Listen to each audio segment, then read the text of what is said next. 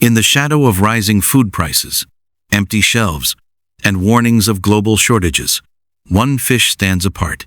It produces more protein per acre than cattle. It grows on nothing but sunlight, algae, and waste. It has fed millions for thousands of years without destroying the land or the water. Yet, in country after country, especially across much of the United States, this fish is restricted, banned from farming, or treated like an invader.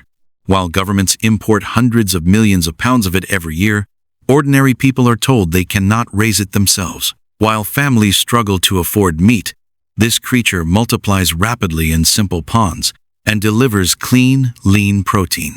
And while experts debate how to feed 10 billion people, this fish has already proven it can do the job. That is not an accident.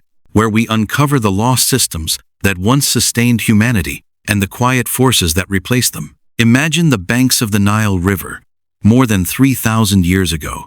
The Great Pyramids are rising under the desert sun. Pharaohs command armies and temples, but the real lifeblood of the civilization flows through narrow irrigation channels and shallow ponds. There, in the warm, nutrient-rich waters left by the annual flood, a humble fish thrives. The ancient Egyptians called it by names that spoke of abundance. They harvested it with woven nets and simple traps.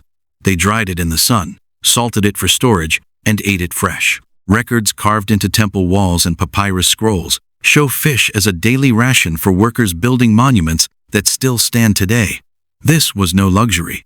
It was survival made reliable. When crops failed or the flood was weak, these fish kept hunger at bay. The same story echoes across continents. In ancient China, farmers dug ponds beside rice fields. They stocked them with this fish, which fed on the algae and insects that would otherwise choke the water.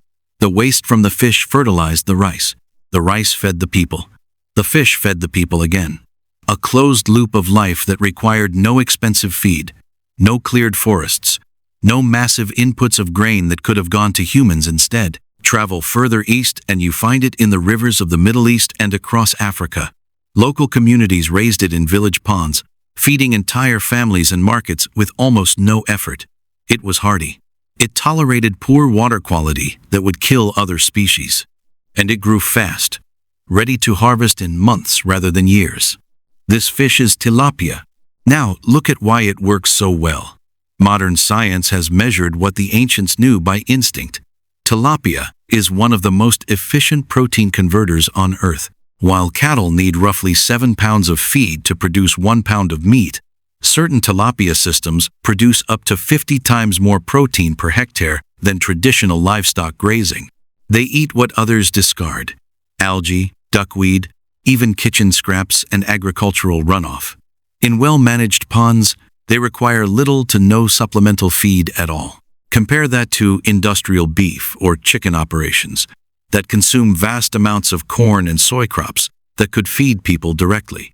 Tilapia turns sunlight and waste into high-quality animal protein. Its flesh is lean, mild, and packed with essential nutrients.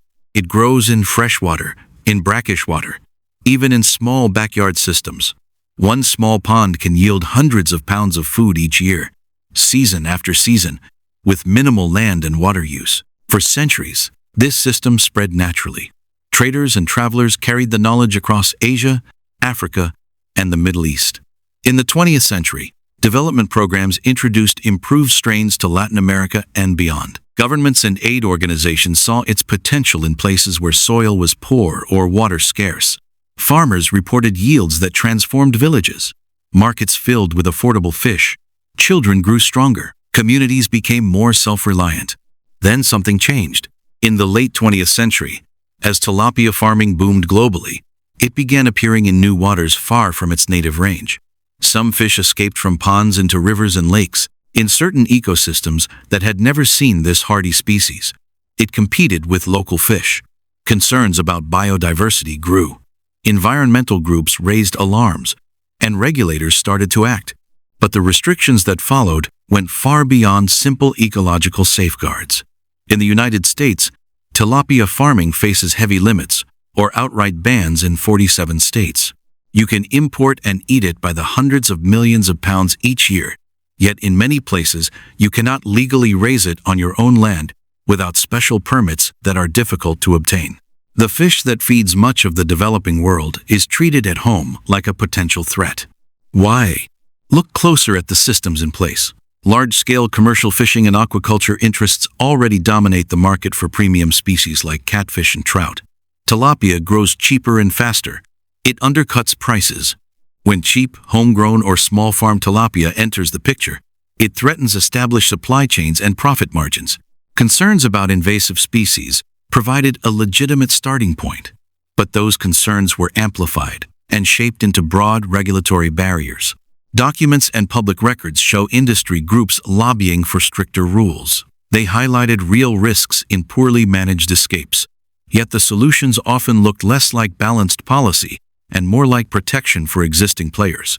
Meanwhile, the same fish continues to be imported in massive volumes because demand is high and domestic alternatives remain expensive. The result is a strange contradiction. The technology that could reduce food costs and dependency is kept out of most American backyards and small farms. Today, this matters more than ever. Grocery prices climb. Supply chains fracture. Billions face uncertain access to affordable protein. Industrial meat production strains land, water, and climate systems. Feedlots require enormous resources. Fish farms for species like salmon often rely on wild-caught fish for feed, creating a net loss in protein. Tilapia flips that equation.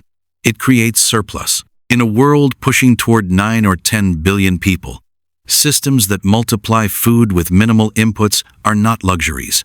They are necessities. Yet the knowledge of simple, resilient aquaculture sits behind regulatory walls in many places. Families who could raise tilapia in a backyard pond or community system remain dependent on distant factories and volatile markets. There is a lighter side to this story. In regions where the rules still allow it, or where people quietly maintain small systems, tilapia continues to prove its worth. A simple lined pond, some duckweed or azolla for natural feed, and basic water management can produce reliable harvests. The methods are ancient, refined by observation over generations. They do not require high-tech equipment or corporate seed stock. They reward attention and care. You do not need vast land or wealth to begin exploring these forgotten systems. Many have started with nothing more than a small tank or pond and the willingness to learn from what worked for our ancestors. But the larger question lingers.